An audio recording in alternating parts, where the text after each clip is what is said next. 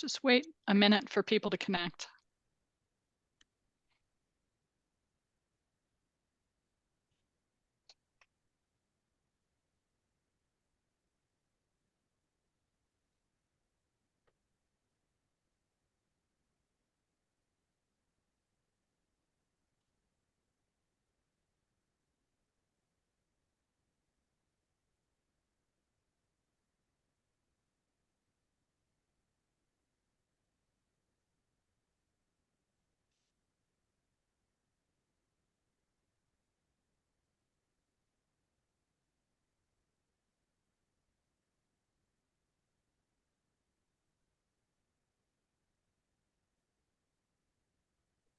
Okay, I think I'll go ahead and start, and then people who are still connecting can jump in as we go along.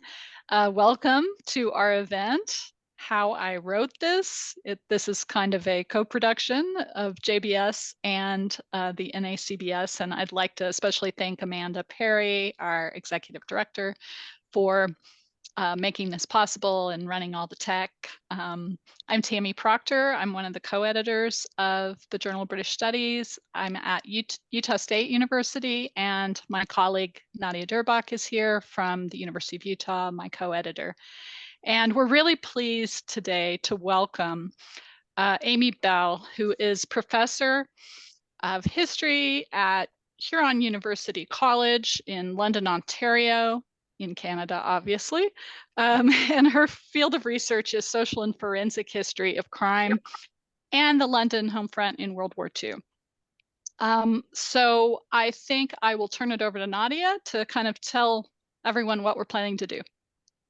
Yeah, thanks everyone for coming today. So this is a bit of an experiment for us, and it came out of an experience that we had sort of receiving data from our publisher, Cambridge University Press. So as new editors, we were kind of getting all this information from the press, and every month we get sort of data on which articles have been downloaded, how many times they've been downloaded, and it's sort of like a top 20, top 25 list. And every single month, Amy Bell's article on crime scene photography would be top of the list. And we were like, wow, like this is a 2018 article, and still in 2023, 2024, this article is still being downloaded really all the time. And so we started to think about, well, what made this article tick then? Why did it resonate for people? It's probably being used in classrooms. What's going on with this article? And we thought it'd be a great opportunity to talk with Amy about how she wrote this article, because we thought it would be really helpful and important, particularly for new scholars, young scholars, thinking about how do you write an article? How do you place an article? How does an article come to be? So we're going to talk with Amy a bit for probably about 30 minutes about sort of how this article emerged, how it came to be in its final form. And then we're going to open it up for questions. And just a heads up, you're free to put your question in the chat or to raise your hand, and to be just sort of what you're most comfortable with doing. So I'm going to hand it over to Tammy to start talking with Amy, and we'll kind of go back and forth. Okay, well, once again, welcome, Amy. Thanks for doing this at a busy time of the year. We appreciate it. Could you just tell us a little bit about how you came to write about this topic, the origin story, I guess? Sure. Well, let me start by saying thanks for inviting me. I'm really excited to talk about research and the process of research. And it was also a real pleasure for me to revisit this research, which started quite a while ago, and to go back and to really think about the process of researching as it was then. Because, of course, as I've become kind of more experienced scholar, that the process has changed a little bit, but to go back into this time. So when I started writing or when I started thinking about this article, I had just finished my doctoral research and I published that as a book. And I was looking around for a new topic, and I came on the idea of looking at kind of the history of forensics and the history of crime investigation. And as I was going through those files and working on what became a separate monograph for that, I started noticing these photographs in some of the files, and would of course look at them and kind of compare them to what was the documents that were in the file.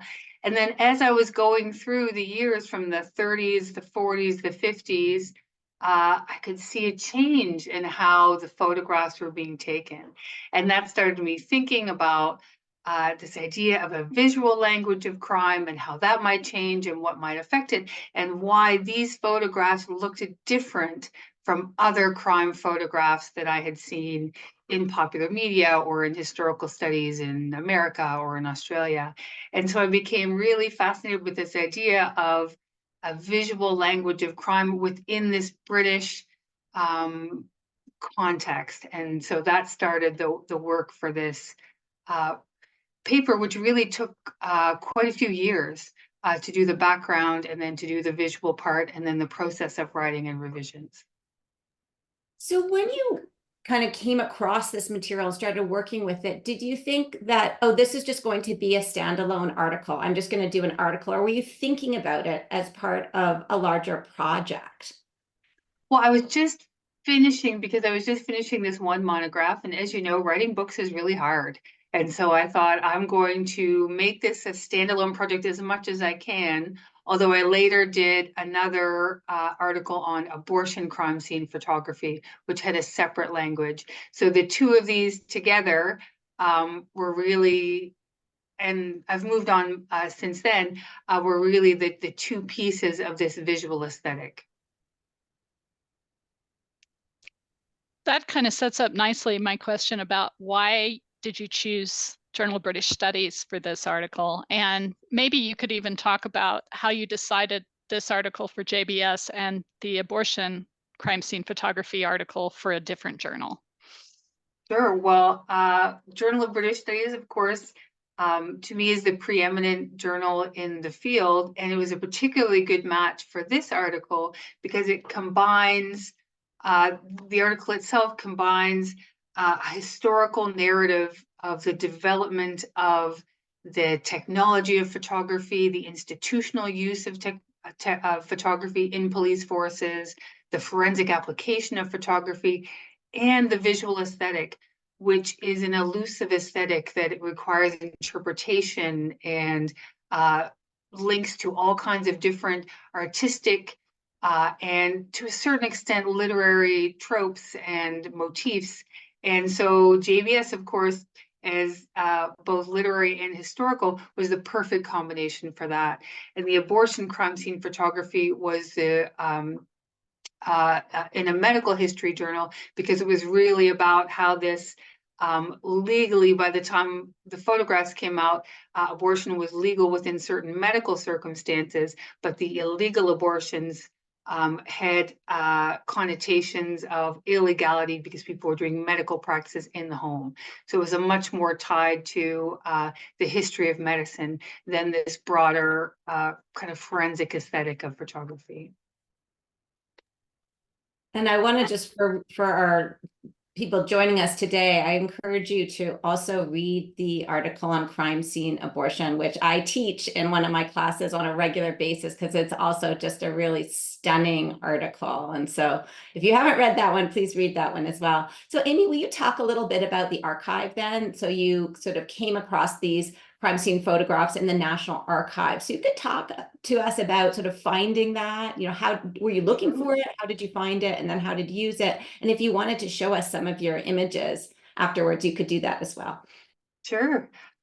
Well, the reason I found it, and it was particularly because I was researching London and the Metropolitan Police files, and because the London Metropolitan Police is under the jurisdiction of the Home Office, that their archives are all in the National Archives, unlike some of the regional police forces.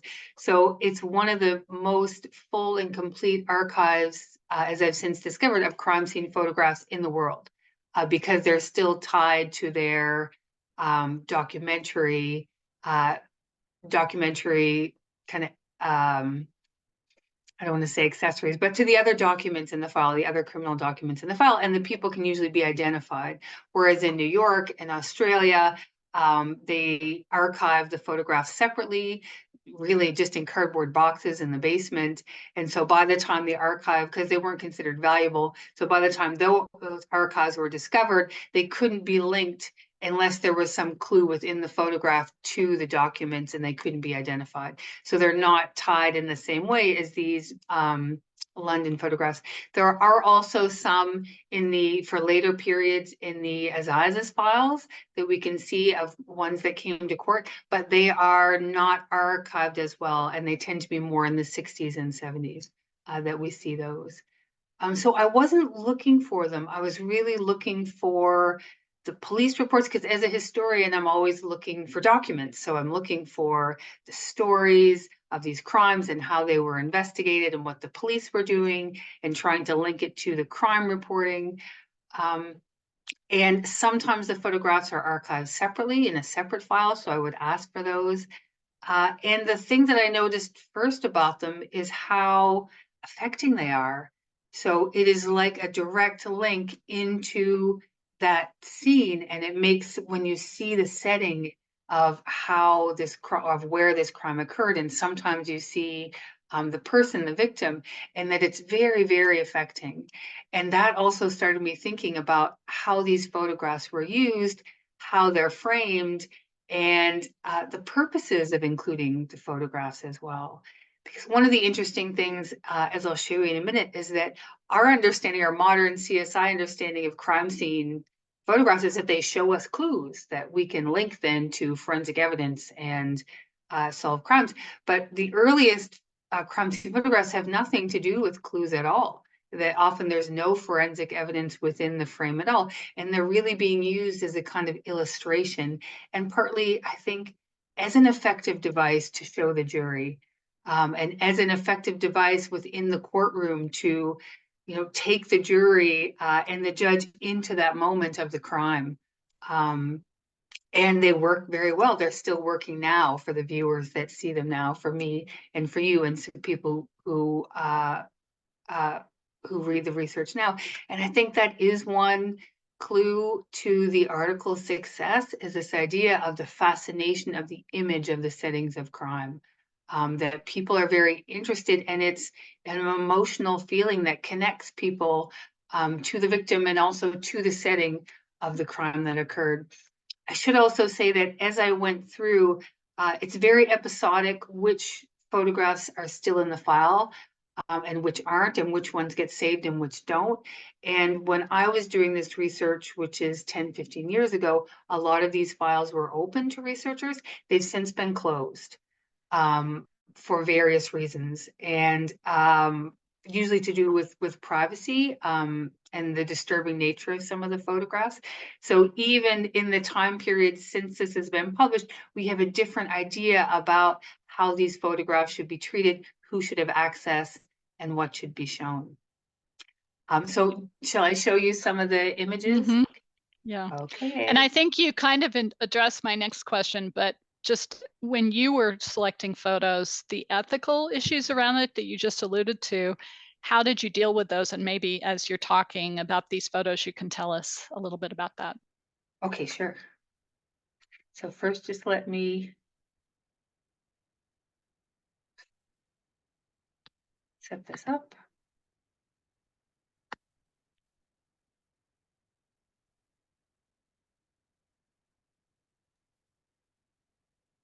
So everybody see? Yeah, okay, great. So when you start off looking at 19th century history of use of photography in the courtroom, it looked kind of like this. So photography was used for fingerprints. It was used photographs of signatures and forgery cases. It was used here in the 19th century Tichborne claimant civil case to try to prove the identity of Arthur Orton as Roger Tichborne unsuccessfully, so superimposing the photographs. But it didn't start to be used for crime scenes until Alphonse Bertillon in the 1890s, who was the first to develop the scientific idea of the use of photography, both for what we call mugshots, which were very distinctive, standardized photographs for criminal identification, and crime scene photographs. And this is another crime scene photograph of the Bertillon archive, which is the idea that crime scenes should be photographed from certain set perspectives. They should be photographed on a grid. You should be able to measure the distance between objects in the frame and include all points of entry and exit. So a standardized view of the crime scene. So this became, in some senses, the ideal, and he presents this research at various expositions, and it becomes a really popular idea among the different police forces. So it comes to Britain in about the beginning of the 20th century. But at that time, of course, the most forces didn't own their own cameras. They couldn't afford to invest, so they hired private photographers to go and to take photographs of crime and then give them to the police force.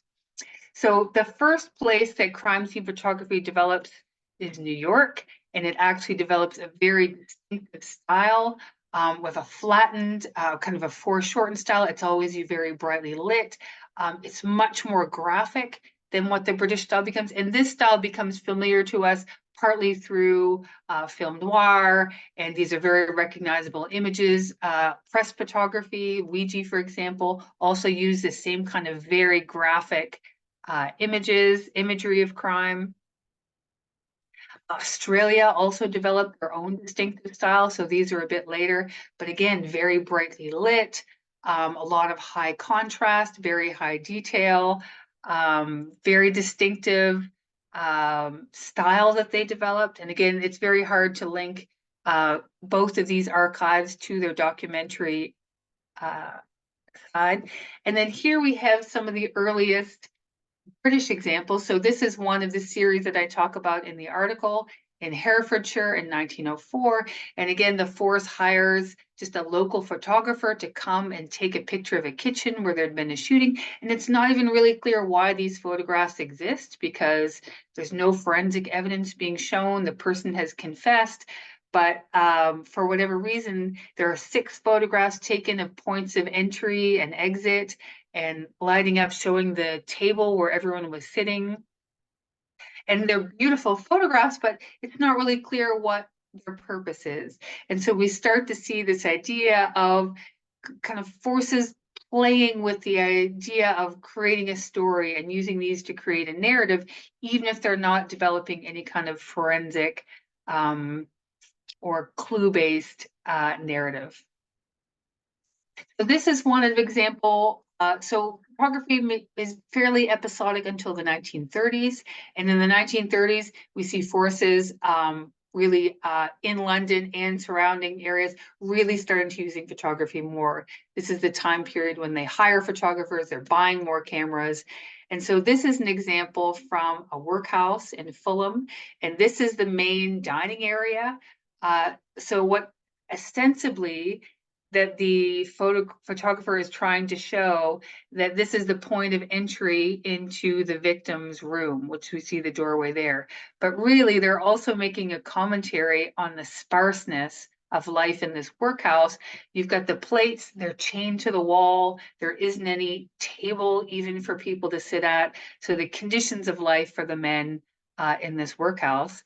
And it's contrasted with, this is the victim in his private room, and we can see even just visually, he owns stuff. He's got pictures and more than one shirt, and it's a commentary on this one prisoner, sorry, he's not a prisoner, person who lives there, that he is able to have a better life for himself. And then the clue of why he was killed and why he has more than the other workers there are the betting slips scattered around his body. So he's been killed. He was making illegal bets for the guards and for the other men that live there.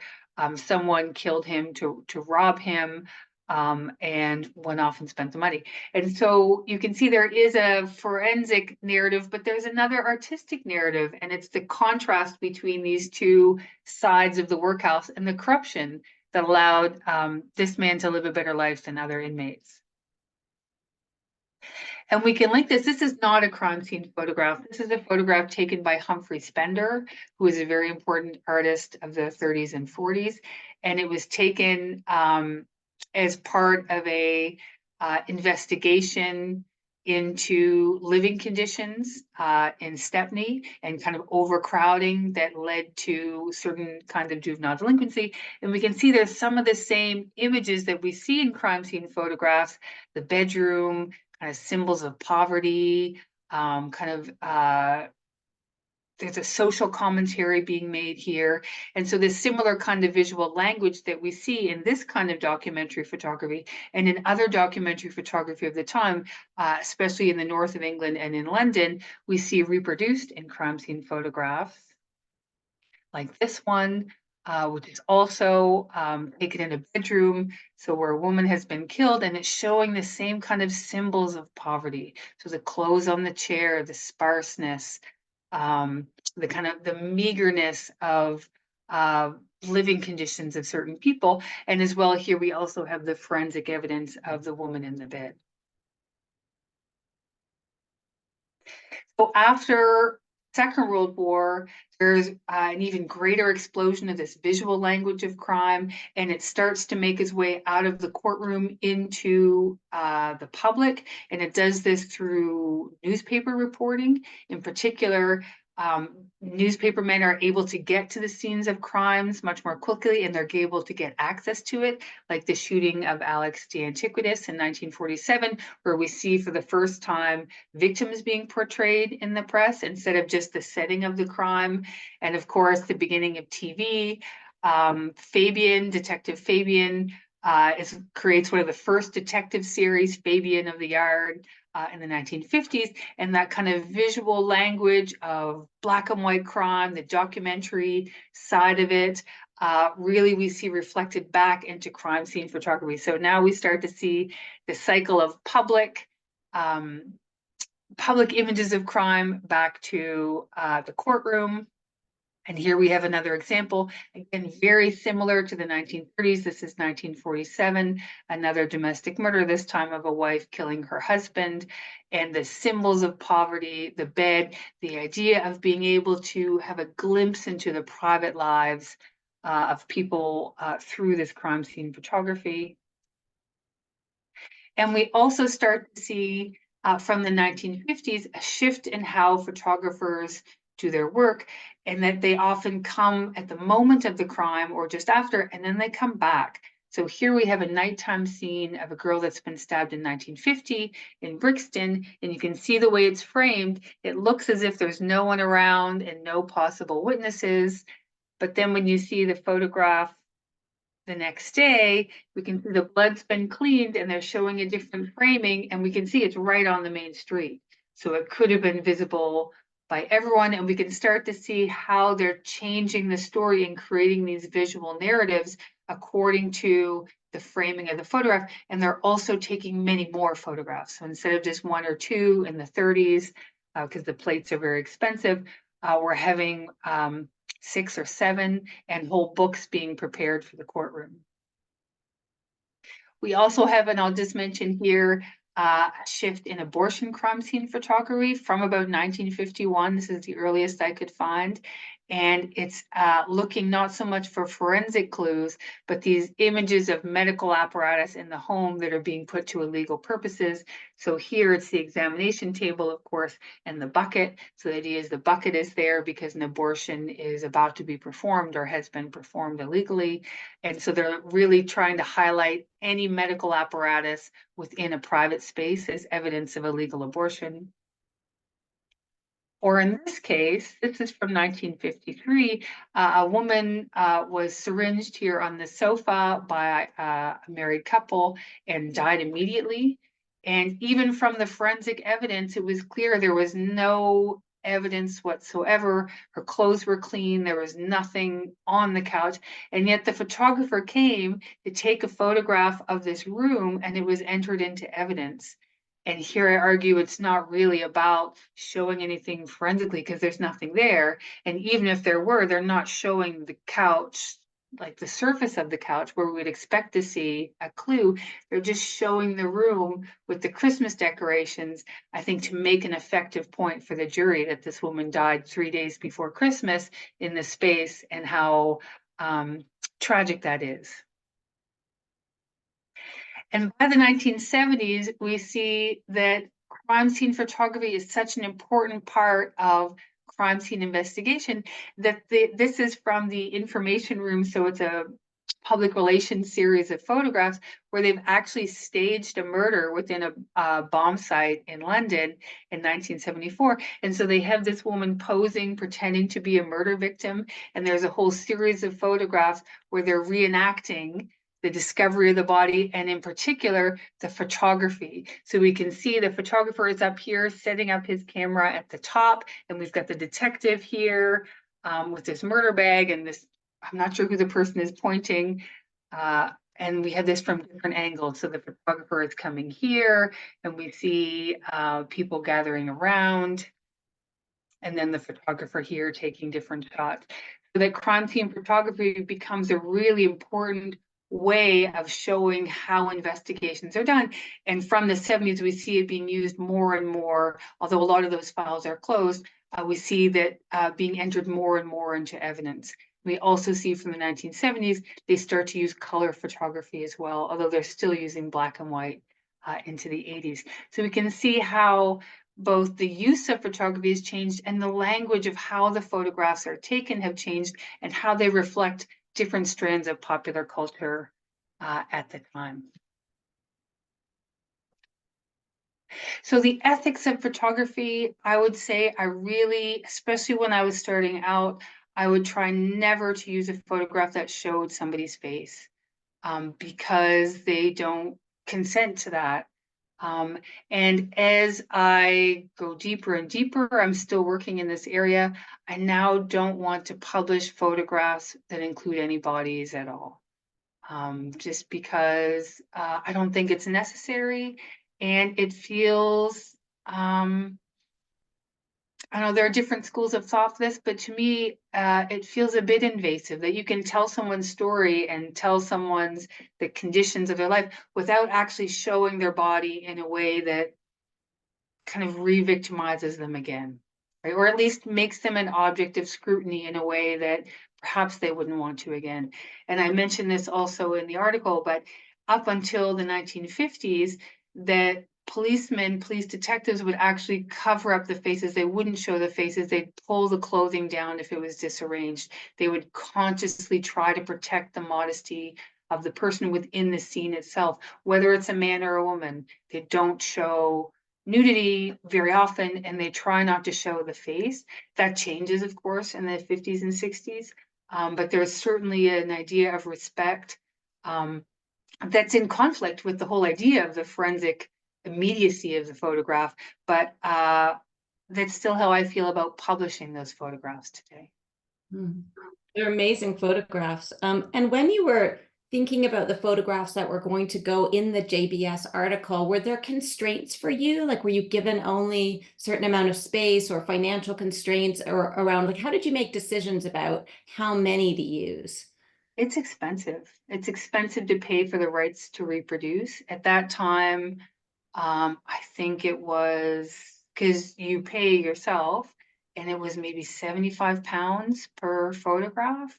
And now it's closer to 95 or 100, I think, from the National Archives. And that's not that expensive compared to commercial, but it's still a lot when you're looking at 4 or 8. So I would say finances are the main constraint. There are publication constraints as well. I mean, I don't think you could put 30 into an article, but financially that was the main constraint, and continues to be when you work in this area. What about the challenges of writing the article? Could you talk a little bit about that? The main challenge, well, I'd say there's two sets of challenges. The first is that it's very sad. These are very sad stories. I find it hard, especially when like there's certain cases where children are the victims, or just very sad stories. And I try not to talk about those, or if there's sexual violence or any kind of aspect like that, and just focus on ones that are less upsetting. So emotionally, it can be hard to work in this area of research. The other difficulty is that I found it really hard to enter this from a straight kind of social history background, to try to create a whole new kind of strand of research that encompasses a lot of different areas. I found it challenging, and it took a long time to kind of figure out the framework and the methodology of how I wanted to interpret these photographs.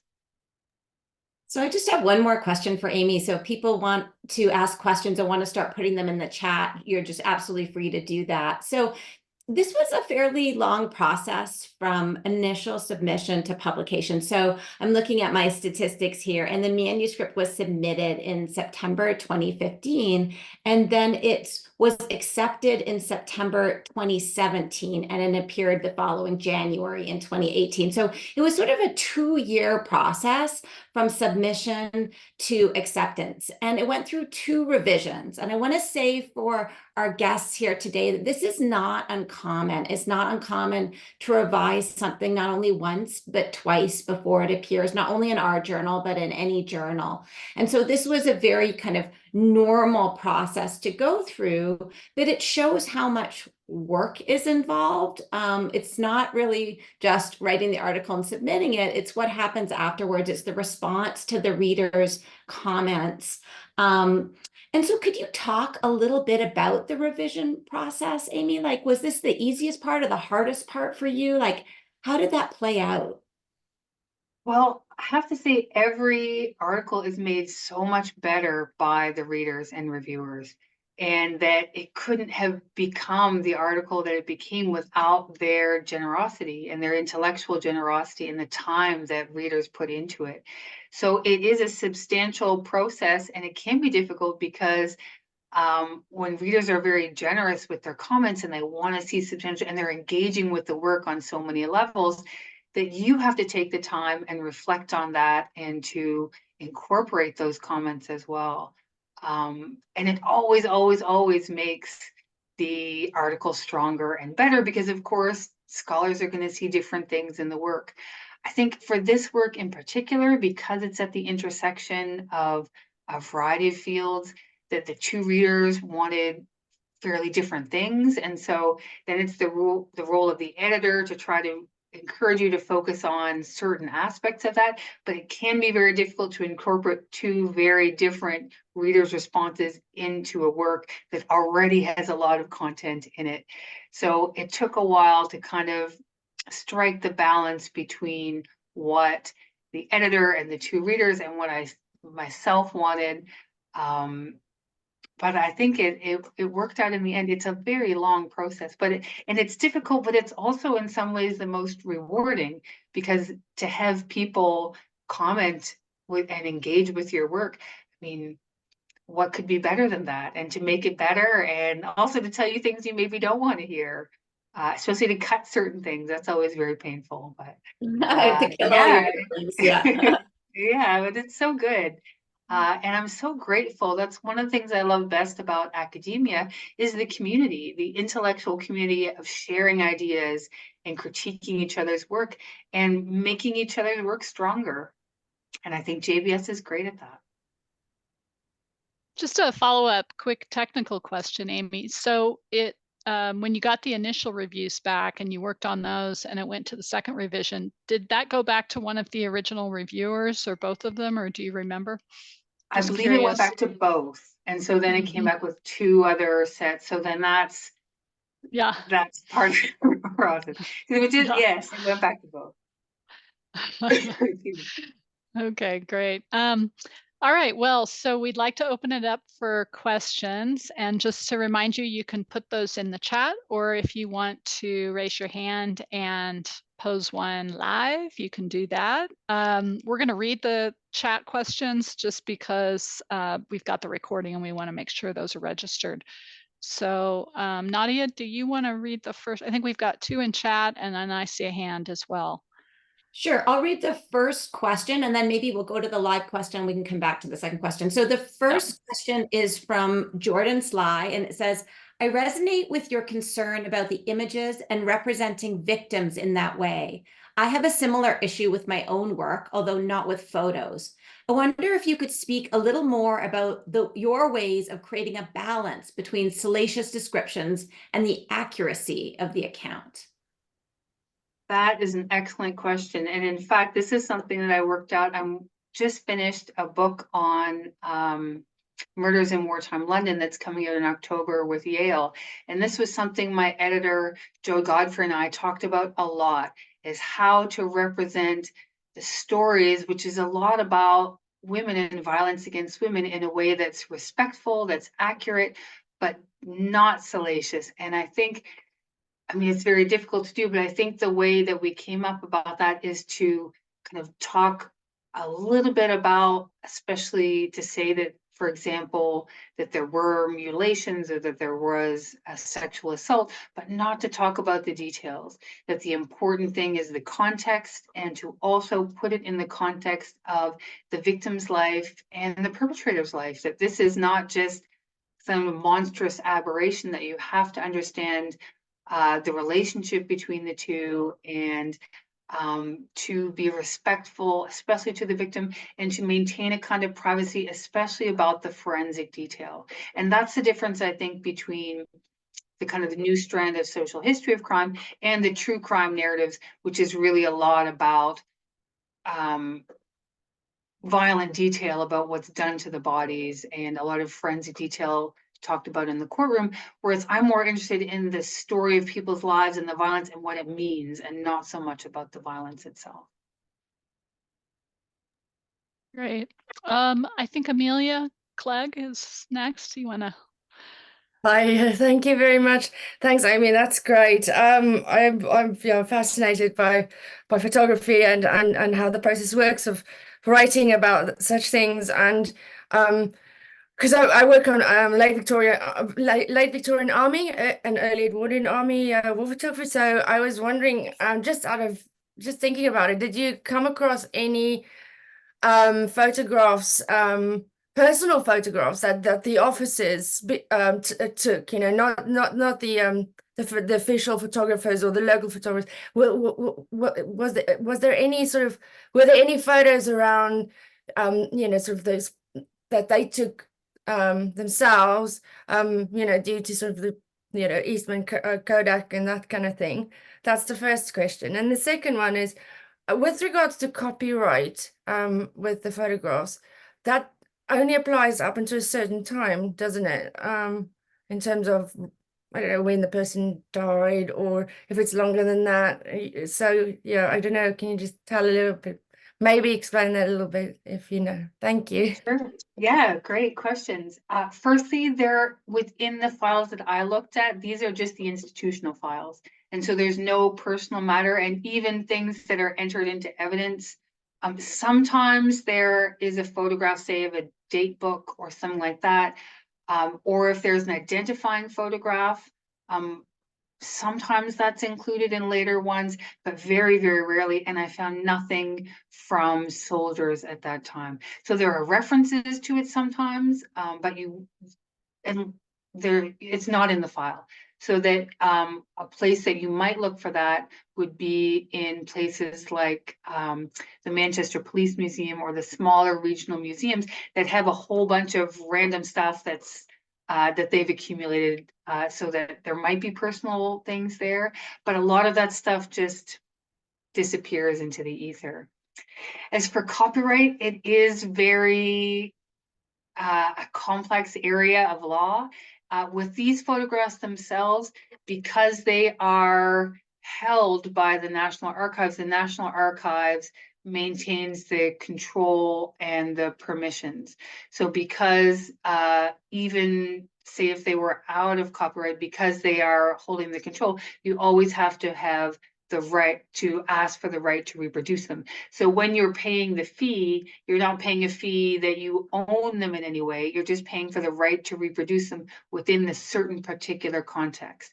So when I pay the fee, I'm paying it for these 4 photographs or 8 photographs to be published by JBS for this specific time period for this specific audience, and that's all you get.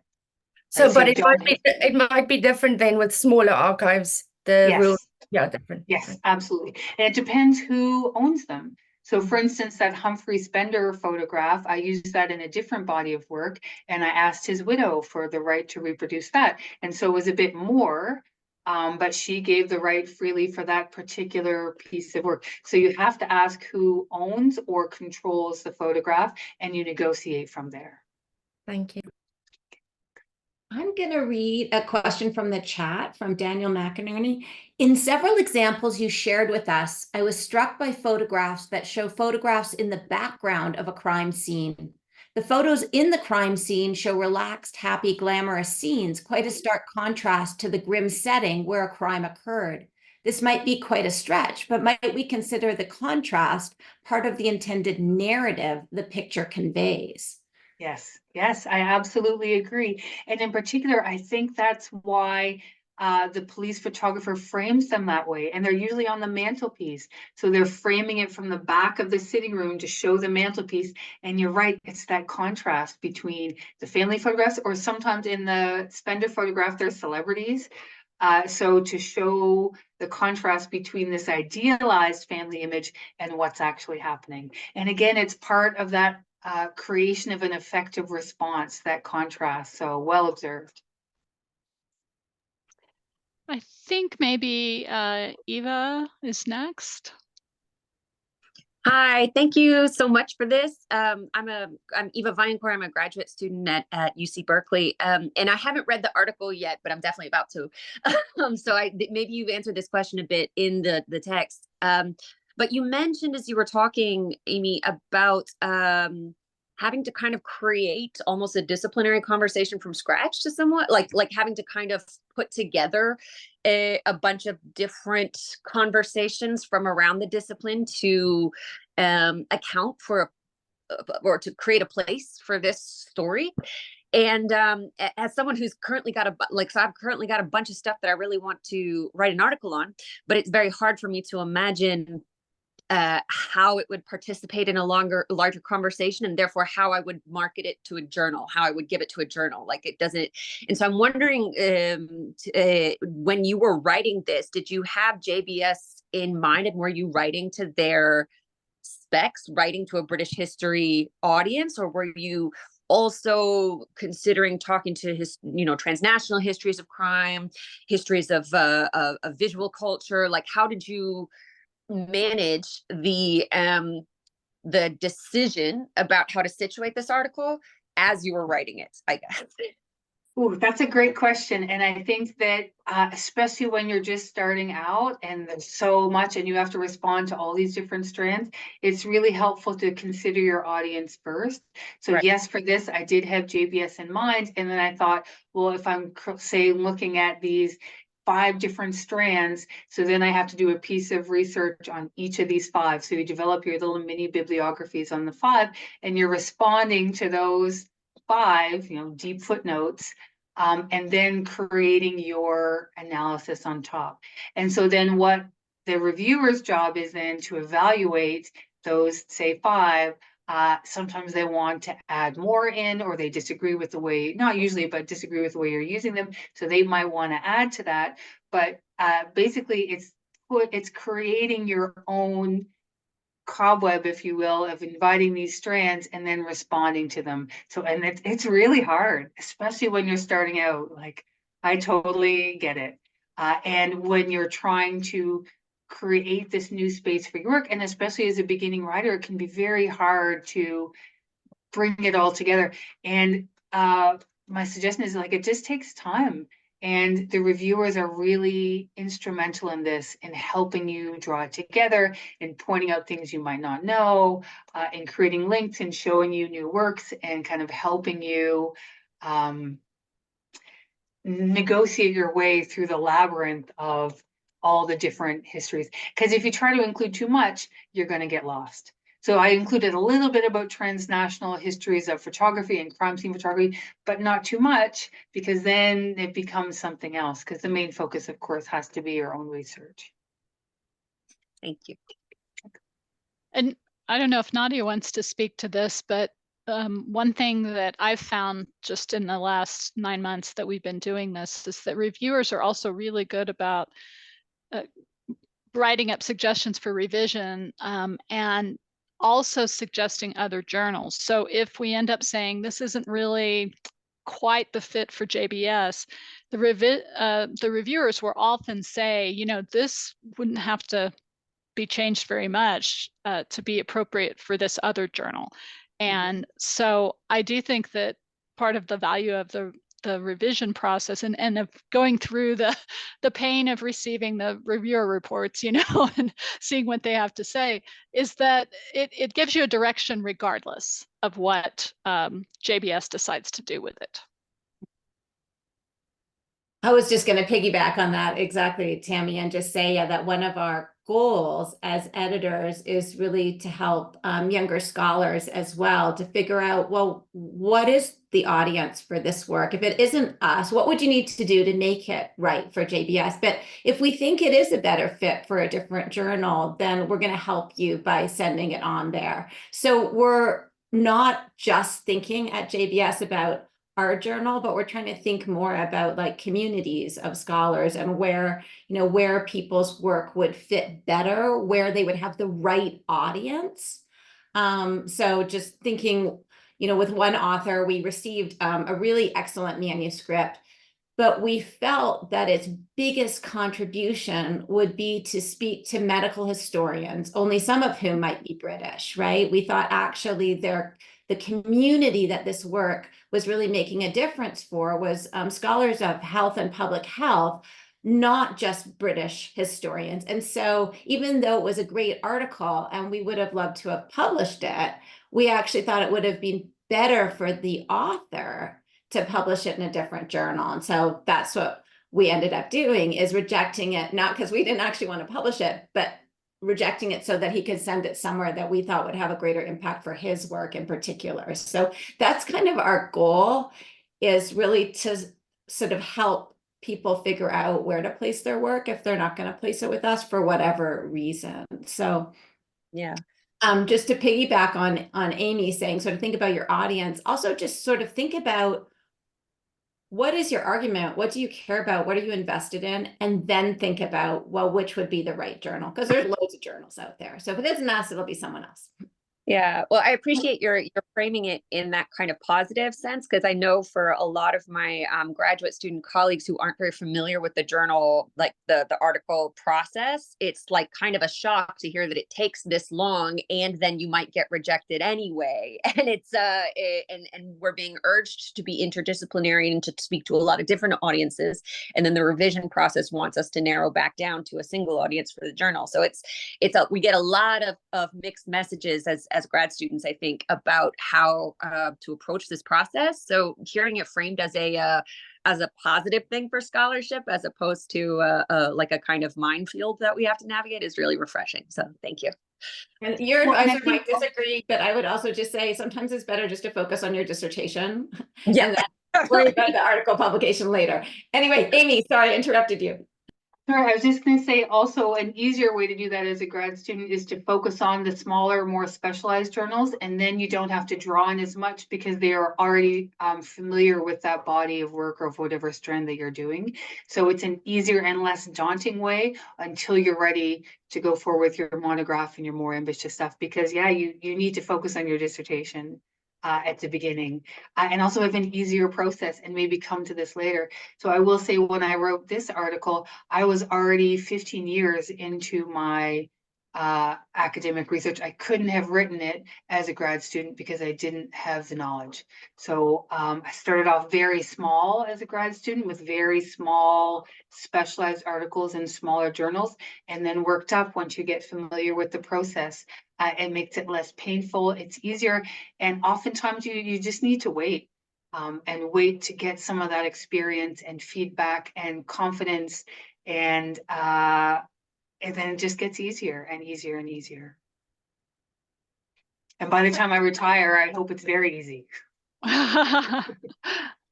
I just wanted to add too that one of the goals Nadja and I have for the journal is to try to turn things around quickly if possible. So we've actually reduced the time for reviewers, which, you know, can be a little hard sometimes, but we're trying to make sure that the authors get responses pretty early in the process so that they can turn to another journal if it's not going to work for JBS. So that's what we're aiming for. We'll see how we do. There's a new great question in the chat from Estella Chen that says, thanks, Amy, for this very informative talk. I noticed that your other great article on abortion crime scene photography is published just a year earlier than the JBS article. I wonder if you have any suggestions for young scholars to manage 2 or more parallel projects alongside other teaching tasks and research. It's a brilliant question. Ooh, yeah. Well, I have to say at this time in my life, I got up at 4:30 every morning and I worked 4:30 to 6:30. And that was my time every day, 4 days a week. And I did that for about 2 years, managing parenting and kind of early career. And because I really wanted to focus on research. So I published the abortion crime scene photography first because it was a more specialized journal and it was easier to do kind of the revisions in the background because it was really focused on medical history. This one took longer. It took 2 years. But also the process, like all of this stuff is happening, but you're only working on it a few months at a time, and then it's going back and being worked on by other people. So there is a way to stagger your involvement and to stagger it with the academic year, but it takes sacrifices. I'm not going to lie, it was hard. So it's a bit easier as you move on in your career to try to figure out how to stagger the time, but it's always a challenge. Everything seems to come at once, and you just have to get used to spending 2-hour blocks here, there, and trying to balance it all and get it all done.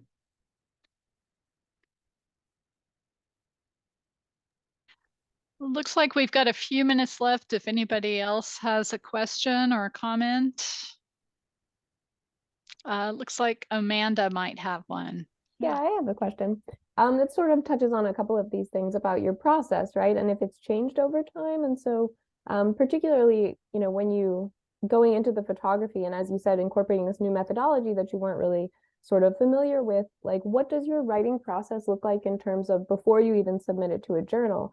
I know that some people are in like writing groups, or some people have, you know, maybe they send things off to a friend to read, or, you know, is anyone reading your work? Are you engaging with anyone before you're deciding to submit it? Or are you, you know, I know you said you're working really early in the morning, but, you know, just sort of what your process looks like in terms of getting things ready to submit or feeling comfortable with the research or even the process of how these works evolve. I think it's changed a little bit over time. So at this time that I was writing this, I was part of a British Studies writing group at Western.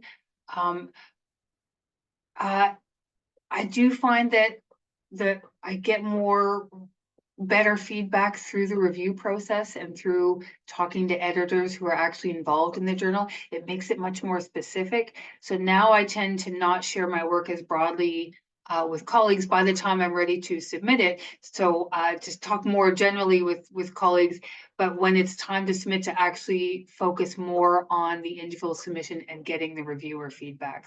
So that I'm much more focused on what the reviewers and editors want out of that particular work, because feedback from your peers generally is really, really good and helpful, but it's not necessarily going to reflect what that editor or reviewer wants to see in that particular time. So you can spend a lot of time making it how other people might want to see it, but at this point in my career, I'm able more to trust what I want to see and try to tailor the experience, tailor the audience to that, and then get the feedback from the journal itself. And I don't get up at 4:30 anymore.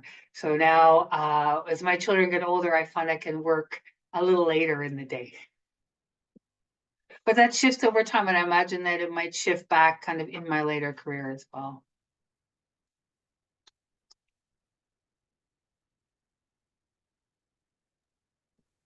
And I think one of the things, just in our final few minutes here, that it's worth saying for people who haven't been through this process over and over and over is that it's time consuming, but it's also emotional.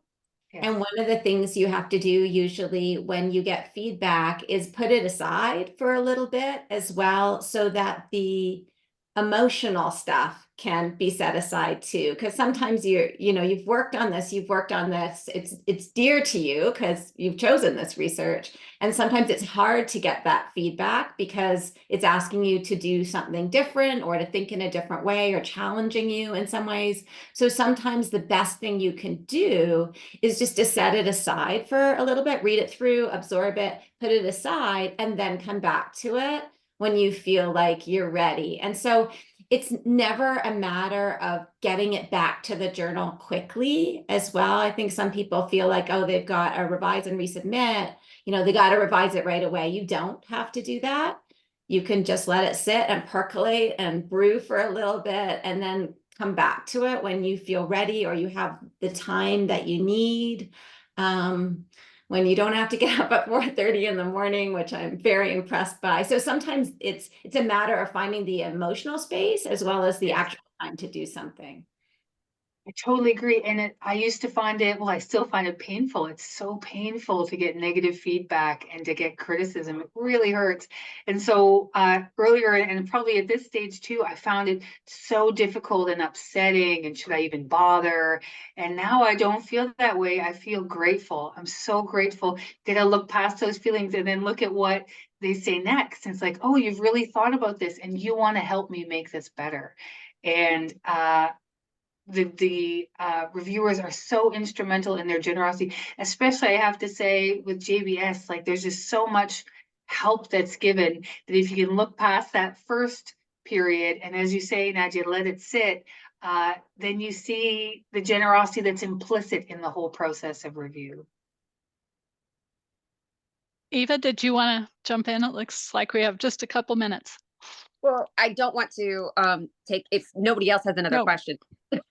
I think we're good. Yeah. Well, I'm really grateful to you guys for bringing up the emotional aspects of this, honestly, because it's not something that we talk a lot about. It's almost, there's almost like a shameful attitude, like to say that I feel like emotionally connected to this article is kind of like almost embarrassing sometimes. But it's, I'm wondering, Amy, and all of you, if you could comment on how you got to that point of being able to treat this as a process of generosity and sharing rather than as one of like, this may be an impossible question, but if you find the process of writing itself kind of wrenching, is there anything in particular that you were able to do that just sort of, I don't know, took the emotional temperature down on the whole process? Or maybe it's just something that comes with time. I don't know. I'm sort of, I feel like I'm revealing a lot about myself here, but I'm just curious if you have any recommendations for someone who takes this sometimes way too personally. But the whole process itself is always the same for everyone. It's always painful. So if you take that emotion to say this is part of it, this emotional aspect is part of the whole process, everybody feels that pain and everybody gets the rejections and everybody gets the revise and resubmit. They just don't talk about it. Like most articles at the beginning fail and are rejected. Like that's just part of the process. So if you take yourself out of it and just see it as this sometimes grueling process that everyone has to go through. And then with time, it just gets easier, right? And just accept the emotions. It's not embarrassing. It's just part of how we react. Of course, your research is important to you. It's the most important thing. It's part of your identity and something you pour your time and your life into. And I do think the advice Nadja gave about just setting it aside for a while helps. Like, you do the quick glance at what you've got and you think, oh gosh, I'm going to have to do things on this. And then you put it on a little stack to the side and then you come back to it when you can face it again. And, I don't think it ever really gets bad, but Amy's comment about, feeling gratitude for the process is quite advanced, I would say, because I think it's still, when you first open up the email with the comments, it's still hard regardless. And that it's going to take time, and that you're going to have to part with things that you don't want to probably in your original piece. And so yeah, I just find if it gets overwhelming, I just put it aside and come back, do something else, and then come back to it. And there's always something else, right? That's either the good or the bad thing about these jobs. Yeah, and just to read a couple of comments from the chat again, Mitch says, as a former journal editor myself, we took a developmental approach to responding to authors, many of whom came from non-English speaking countries in the developing world, and we were not highly as respected as JBS, but we tried to bring authors along on the process as gently as we could. And that's also something that we're cognizant of, that, you know, we're actually quite hands-on editors. We're doing stuff that we think will help scholars produce better manuscripts. And Alison Haidt is saying, who is one of our authors, hi Alison, piggybacking on the emotional element, I was surprised going through the process of my first article recently with struggling to resist wanting to do bigger revisions after each chunk of time in the process, because my thinking shifts a bit. So the idea that, wow, I might write this differently now 1 year later, but knowing you need to just get through it, right? And Natasha says, the PhDs in my department started a wall of rejection. This is so great. And this is something, you know, Tammy and I were talking about the other day, that actually what we should do at NACBS is have a little party for the people we've, you know, I don't want to say like we've rejected, but we didn't publish, right? To have them come and talk to us. So we need to get rid of the idea that there's some shame involved in this, right? I mean, I had an article that went, you know, I had to send it to so many different journals before anyone would publish it, right?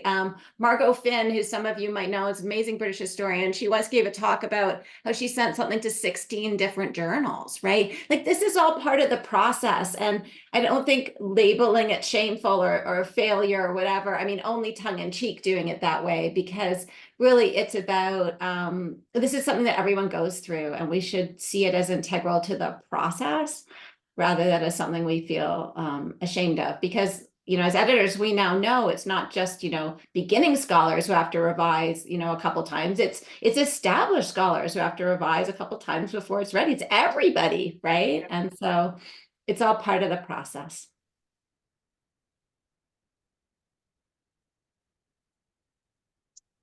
Okay, I think we're at 11 o'clock, so we should probably stop the recording and finish up. But thanks so much to Amy for being willing to come and share you know, your thoughts about your process, the amazing photographs, the advice. And, you know, this is something we might want to do again in the future. So if you have ideas or comments about that, please send us an email at our JBS email.